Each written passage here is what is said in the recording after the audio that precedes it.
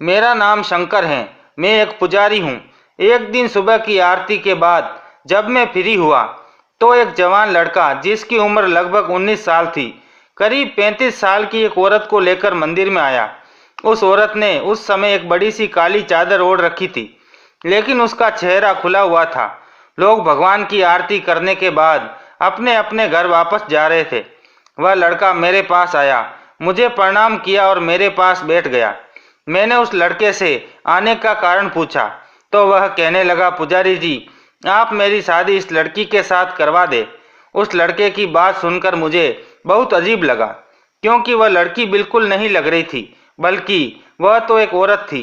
उम्र में उससे बहुत बड़ी थी और उसकी माँ लग रही थी, मगर वह बहुत खूबसूरत थी। मैंने उस लड़के से पूछा, तुम कहाँ से आए हो और तुम्हारी शादी में शामिल होने के लिए कोई तुम्हारे साथ है या नहीं? वह लड़का कहने लगा, मेरे साथ कोई नहीं है। हम दोनों अपनी मर्जी से शादी करना चाहते हैं। आप किसी भी तरह से हमारे फेरे करवा दे। मैंने उस औरत की तरफ देखा तो उसने भी यही कहा। मैं अपनी मर्जी से इस लड़के से शादी करना चाहती हूँ, मगर मुझे दोनों पर शक हो रहा था। ऐसा लग रहा था कि वे दोनों घर से भागकर आए हैं। कल को अगर कोई पुलिस केस हुआ तो मैं बेकार में ही बदनाम हो जाऊंगा, इसलिए मैंने फेरे करवाने से मना कर दिया। तभी उस लड़के ने अपने बैग से 1 लाख रुपए निकालकर मेरे सामने रख दिए और कहने लगा, ये आपकी फीस है और इस बात की मैं गारंटी देता हूँ कि आपके साथ कोई समस्या नहीं आएगी। सच कहूँ तो मैं 1 लाख रुपए देखकर लालच में आ गया था और फिर मैंने उन दोनों की शादी करवाने के लिए हामी भर ली। वैसे भी वे दोनों अपनी मर्जी से आए थे। मैंने उस लड़के से कहा, ठीक है, मैं शादी के मंत्र पढ़ देता हूँ, मगर इसके लिए तुम्हें एक गवाह का इंतजाम करना होगा। इससे तुम्हारी शादी की गवाही देने के लिए कोई तो रहेगा। वह लड़का मात्र 10 मिनट में ही एक गवाह लेकर आ गया। फिर मैंने उस गवाह की मौजूदगी में उस लड़के की उस औरत से शादी करवा दी। शादी के बाद वे दोनों चले गए, लेकिन कुछ दिनों बाद एक अजीब हादसा हुआ जिसने मुझे दोबारा उस जोड़े से मिलवा दिया। मेरे माता पिता जिंदा नहीं थे।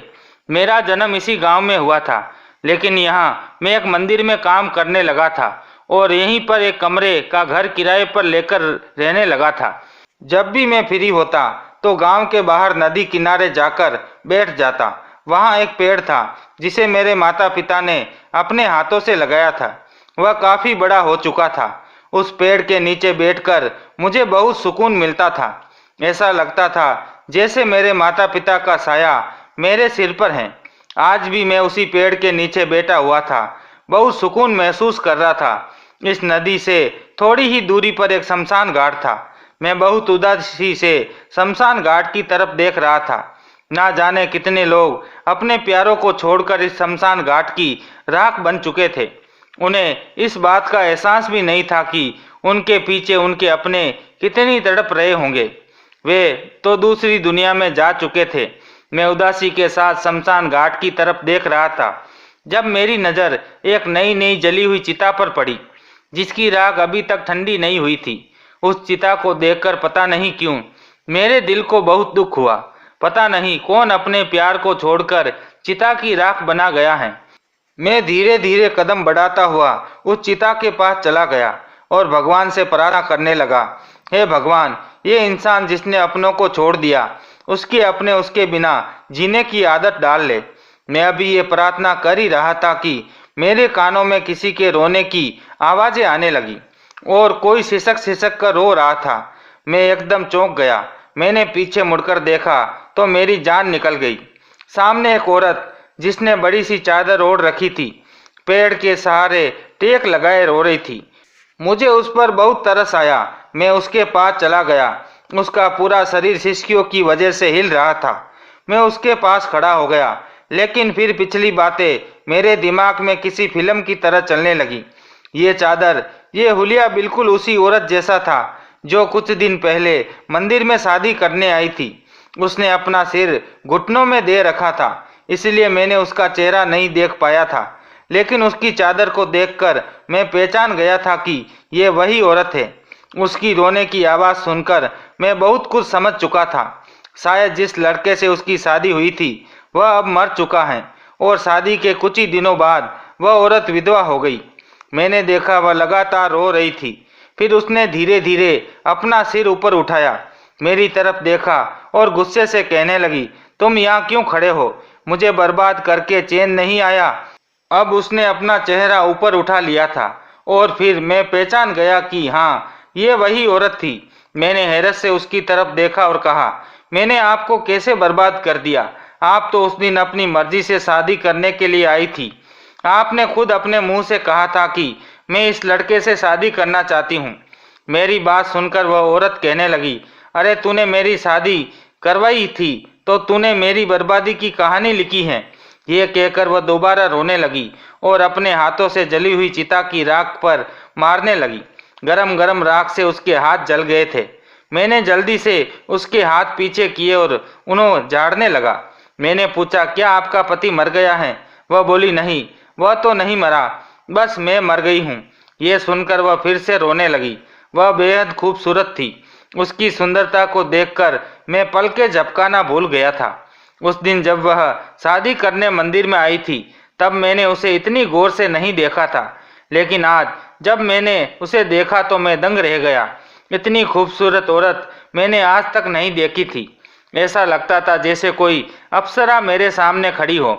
मैंने उसे समझाया, देखिए शाम का समय होने वाला है, आप अब अपने घर चली जाइए। इस तरह शमशान घाट में बैठना आपके लिए सही नहीं है।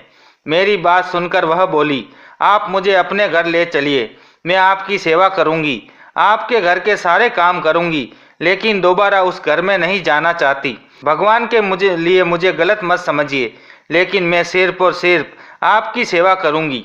मेरा और कोई मकसद नहीं है। मुझे सिर छुपाने के लिए बस एक छत चाहिए। उसके बदले में मैं सब कुछ करने के लिए तैयार हूँ। मैं आपके पूरे घर की सेवा करूंगी और बदले में कुछ नहीं मांगूंगी।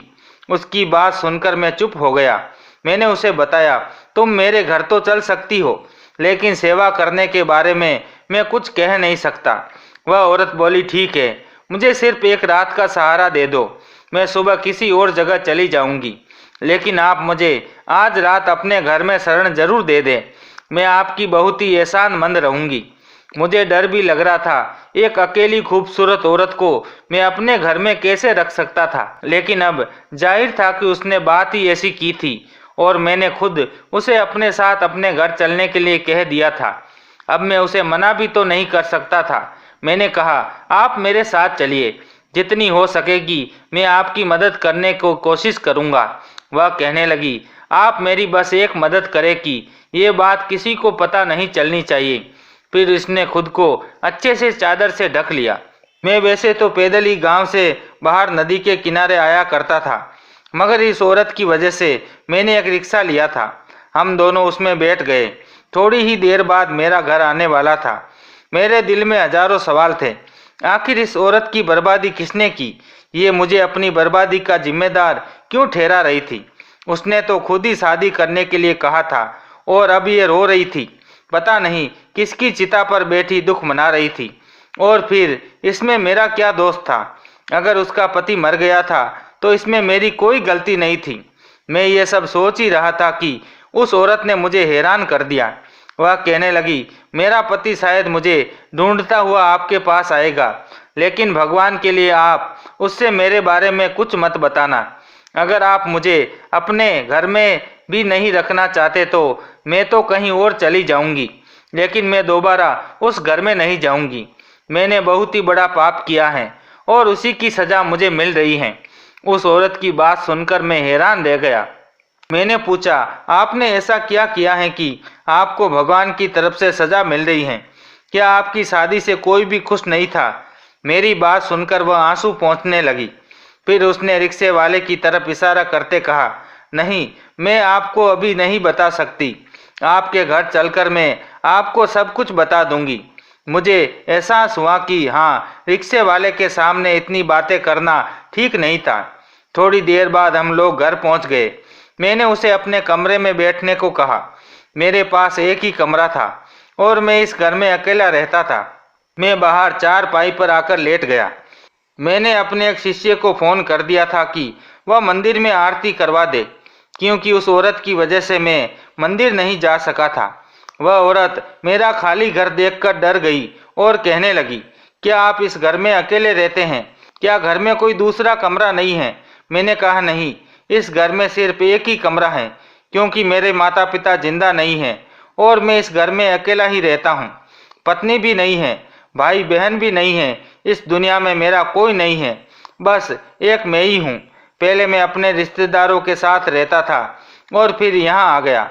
मेरी बात सुनकर वह थोड़ी देर परेशान हो गई थी। कहने लगी, मैं पहले ही एक पापी औरत हूँ, कहीं आपकी वजह से आपका घर भी तबाह ना हो जाए, इसलिए मैं सुबह वापस चली जाऊंगी। बस आज रात मुझे यहाँ रहने दे। फिर मुझसे कहने लगी, क्या आपके लिए मैं खाना बना दूं? मैंने कहा, अगर आप ये सब कुछ कर सकती हैं तो मैं आपको मोहल्ले के किसी घर में काम पर लगवा दूंगा। इससे आपको बदले में अच्छे पैसे भी मिल जाया करेंगे और इस तरह आप अपना पेट पाल सकती हैं। वह बोली, जी बिल्कुल ऐसा ही है, लेकिन मैं कुछ भी करूंगी और फिर भी उस घर में वापस नहीं जाना चाहती। अगर आप कहे तो मैं आपके साथ मंदिर की साफ सफाई का काम कर दिया करूंगी, ताकि मेरे पाप भगवान माफ कर दे। वह बार बार यही बात कहे जा रही थी कि वह बहुत ही पापी औरत है। मुझे उसकी कहानी कुछ ज़्यादा ही दिलचस्प मालूम हो रही थी। इससे पहले कि मैं उससे कुछ और बात करता, मुझे अपने घर के दरवाजे पर खटखटाने की आवाज़ आने लगी। कोई मेरे दरवाजे को जोर जोर से पीट रहा था। मैं चौंक गया। मैंने दरवाज़ा खोला तो सामने मोहल्ले के 9-10 आदमी खड़े हुए थे। उन्हें देखकर मैं समझ गया कि वे क्यों आए हैं। मैंने उनसे आने की वजह पूछी तो वे कहने लगे, देखिए पंडित जी, हम आपकी बहुत इज्जत करते हैं, मगर ये शरीफों का मोहल्ला है।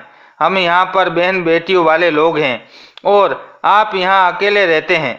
आप हमारे मंदिर के पंडित हैं। हमने आपको रहने के लिए इस मोहल्ले में एक मकान भी दिया है, वरना हम अकेले लड़के को इस तरह मोहल्ले में रहने नहीं देते। लेकिन आज आपने तो हरकत की है, वह माफ़ी के लायक नहीं है। हमने सुना है कि आप अपने साथ किसी औरत को लेकर आए हैं। ये बात हमें आपकी पड़ोसी ने बताई है। अगर वह औरत बेसहारा है तो या तो उसे हमारे घर भेज दे या फिर आप यहाँ से कहीं और चले जाइए। हमारे मोहल्ले में शरीफ लोग रहते हैं। हम उम्मीद करते हैं कि आप भी हमारा पूरा साथ देंगे और उस औरत को हमारे हवाले कर देंगे। सब मोहल्ले वाले मुझे शक की नज़रों से देख रहे थे, लेकिन मैंने उसकी बातें सुनकर जरा भी बुरा नहीं माना। मैंने कहा, आपने तो मेरी मुश्किल आसान कर दी। दरअसल ये एक बेसहारा गरीब औरत है, जिसे मैं बड़ी मुश्किल और मजबूरियों में अपने घर लेकर आया था। मगर आप इसे अपने घर में रख सकते हैं तो रख लीजिए। ये सुनते ही वह औरत परेशान हो गई। वह शायद उसके साथ जाना नहीं चाहती थी। जब मैंने उस औरत को कहा कि अगर वह चाहे तो उसके साथ जा सकती हैं, तो वह बहुत रोते हुए उठी और उसके साथ चली गई। उसने मुझसे कोई बात नहीं की, लेकिन मुझे एहसास था कि वहाँ जाना उसे अच्छा नहीं लग रहा था।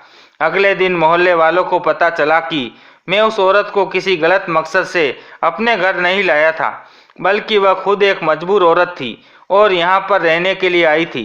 मोहल्ले के बड़े बूढ़ों ने कहा, पंडित जी, हम आपसे माफ़ी मांगना चाहते हैं कि हमने आपका दिल दुखाया। हम चाहते हैं कि आप उस औरत को अनाथ आश्रम में छोड़ आइए। वहाँ कानूनी काम होते हैं और वह औरत यहाँ बिल्कुल सुरक्षित रहेगी।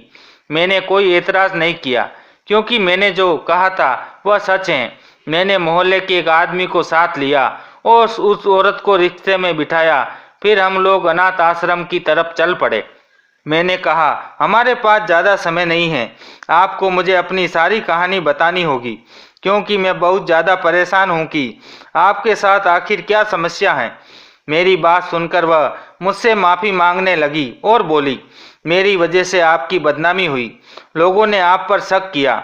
आप भले ही मुझे अपने साथ न रखे, लेकिन मुझे अपनी जिम्मेदारी से अनाथ आश्रम में छोड़ दे और उनसे ये भी कह दे कि कोई भी मुझे लेने आए तो वे मुझे उसके हवाले न करे।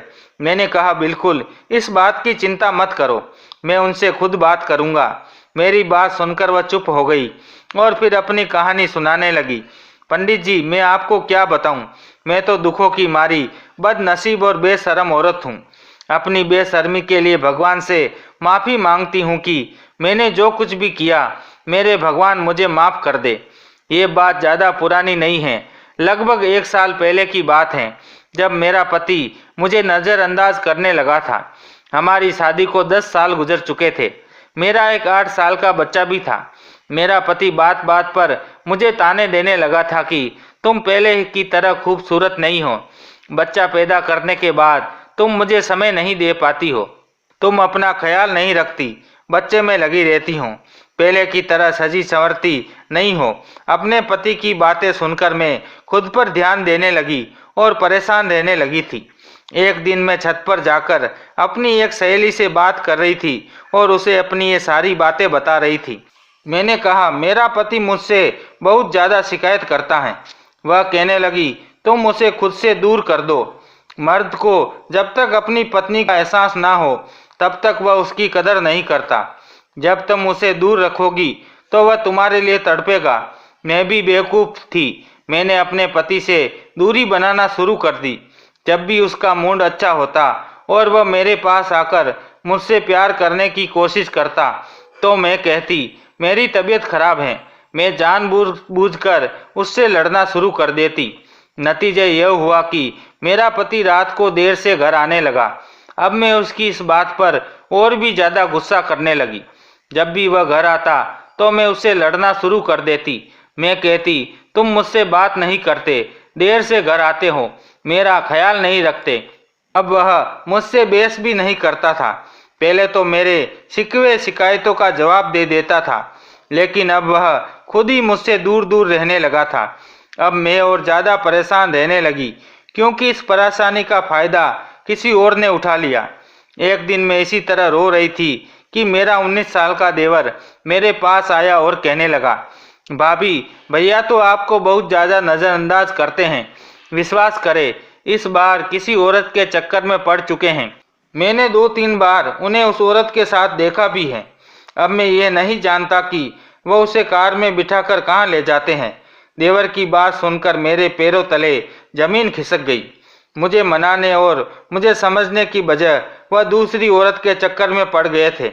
ये कितनी गलत बात थी। मैंने अपने कपड़े उठाए और बेटे को पति के पास छोड़कर अपनी माँ के घर चली गई। वहाँ जाकर मैंने किसी को कुछ नहीं बताया, लेकिन मैंने अपने पति से साफ साफ कह दिया कि अब मैं आपके घर नहीं आऊँगी जब तक आप मुझसे माफ़ी नहीं मांग लेते। वह मर्द था, उसने मुझे मनाना तो दूर, मुझसे बात करना भी सही नहीं समझा और इसमें गलती मेरी ही थी। अगर मेरे पति ने मुझे एहसास कराया था कि मैं उससे समय नहीं दे पाती तो मुझे अपनी पति के लिए समय निकालना चाहिए था। मुझे उसी की बात को समझना चाहिए था। मेरे पति ने मुझे फ़ोन करना भी छोड़ दिया था। तभी एक दिन मेरा देवर मुझे लेने के लिए मायके आया और कहने लगा, भाभी, आपको एक बहुत ही ज़बरदस्त तरकीब बताऊंगा। मैं अपने देवर की बात सुनकर खुश हो गई। मुझे लगा कि वह मेरे पति से मेरी सुलह करवाएगा। वह कहने लगा, आप उनमें जलन का एहसास पैदा करें। ऐसा करने से वह आपकी कदर करने लगेंगे। आप भैया के सामने मुझसे बातें करें, नए कपड़े पहनकर मेरे कमरे में जाए ताकि भैया को आपकी कमी महसूस हो। आप ज़्यादा से ज़्यादा मेरे साथ समय बिताएं। ऐसा करने से भैया जलेंगे और उस औरत को भूलकर आपके पास आ जाएंगे। देवर की बात सुनकर पहले तो मुझे बुरा लगा, फिर उसने मुझे समझाया, भाभी, ऐसा करने से सब ठीक हो जाएगा, मेरा विश्वास करें। मैं अपने देवर के कहने पर वही किया जो उसने कहा। एक दिन मेरे पति के घर आने का समय था। मैं तैयार होकर अपने देवर के साथ बैठकर चाय पी रही थी। मेरा पति घर आया तो मैं दरवाजे को खुला छोड़ दिया था ताकि वह अंदर आकर देखे कि हम दोनों आपस में बैठकर हंसी मजाक कर रहे हैं। बस फिर क्या था, मेरे पति ने जब ये दृश्य देखा तो आग बबूला हो गया। ये 1 साल मैंने किस तकलीफ में काटे ये मैं ही जानती थी। मैं भले ही अपने पति से नाराज़ थी, लेकिन मैं अब भी उससे मोहब्बत करती थी। वह मेरे बच्चों का बाप था, लेकिन अब मैंने अपने पति को खो दिया था। मैं अपने पति की मौत की वजह बन गई थी। अपनी बेवकूफ़ी से मैंने अपने घर को उजाड़ दिया था। मेरे देवर ने मुझसे कहा, भाभी, अब आपको मुझसे शादी कर लेनी चाहिए, वरना इस घर में रहने का आपका कोई मतलब नहीं बनता। लोग कल को आप पर लांछन लगा सकते हैं। मैं भी अपने मायके वापस नहीं जाना चाहती थी। ये घर मेरे पति की निशानी है। मेरे पति ने बहुत प्यार और मोहब्बत से ये घर बनाया था। मैं इस घर को छोड़कर कैसे जा सकती थी। फिर मैंने मजबूरी में अपने देवर से शादी करने का फैसला लिया। मेरे देवर ने कहा, हम ये शादी अभी गुप्त रखेंगे। मेरे सास ससुर तो जिंदा नहीं थे, लेकिन मेरे सारे रिश्तेदारों को यही लगता था कि मेरे पति की मौत एक्सीडेंट की वजह से हुई थी। देवर से शादी करने के अलावा मेरे पास कोई और दूसरा रास्ता नहीं था। फिर मैंने देवर से शादी कर ली। मैं इस बात पर हैरान थी कि वह अपनी शादी को कभी भी लोगों के सामने नहीं लाना चाहता था, लेकिन इससे पहले कि मैं उसके साथ शादीशुदा जिंदगी की शुरुआत करती, मुझे उसके चेहरे पर एक अजीब सी शैतानी नजर आने लगी थी। मुझे एहसास हो रहा था कि मुझसे बहुत बड़ा पाप हो गया है। मुझे एहसास होने लगा था कि जैसे मेरे देवर ने जानबूझकर ये सारा खेल रचाया था। शायद वह मुझे पाना चाहता था। शायद पहले से ही उसकी मुझ पर गंदी नज़र थी और इसी वजह से उसने ये सब किया था। मैं समझ गई थी कि देवर की पहले दिन से ही मुझ पर बुरी नज़र थी। जब शादी करके वह मुझे घर ले गया तो 3 रातों तक मैं उससे दूर रही थी। मैंने उससे कहा, अभी तक मैं अपने पति की मौत का सदमा भूल नहीं पाई हूँ, मुझे थोड़ा समय दो, उसके बाद हम शादीशुदा जिंदगी की शुरुआत करेंगे। वह 3 रातों के लिए तो मान गया, लेकिन चौथी रात मानने के लिए बिल्कुल तैयार नहीं था। वह अपना पूरा मूड बना चुका था, लेकिन अब मैं पूरी तरह समझ चुकी थी कि मेरा देवर गलत है। इसीलिए मैं देवर के घर से भाग आई थी। वह भी मेरे पीछे भागा था। उस रात पता नहीं कैसे मेरा बेटा जाग गया था। जब उसने हम दोनों को घर से भागते देखा तो वह भी मेरे पीछे मम्मी मम्मी कहते हुए भागा था। लेकिन मुझे क्या पता था कि मेरा भगवान मुझसे इतना नाराज है।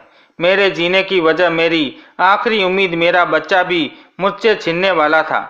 मैंने अपने बच्चे की पुकार नहीं सुनी थी। आगे मैं थी, मुझसे पीछे मेरा देवर और उससे बहुत पीछे मेरा बच्चा भागता चला आ रहा था। तभी सड़क पर भागते हुए एक तेज रफ्तार ट्रक के सामने मेरा बेटा आ गया था। बहुत ही भयानक एक्सीडेंट हुआ था। उसी पल उसकी मौत हो गई थी। एक बार फिर मेरी दुनिया लुट चुकी थी। मैं भागती हुई अपने बेटे के पास पहुंची, लेकिन तब तक वह भगवान को प्यारा हो चुका था।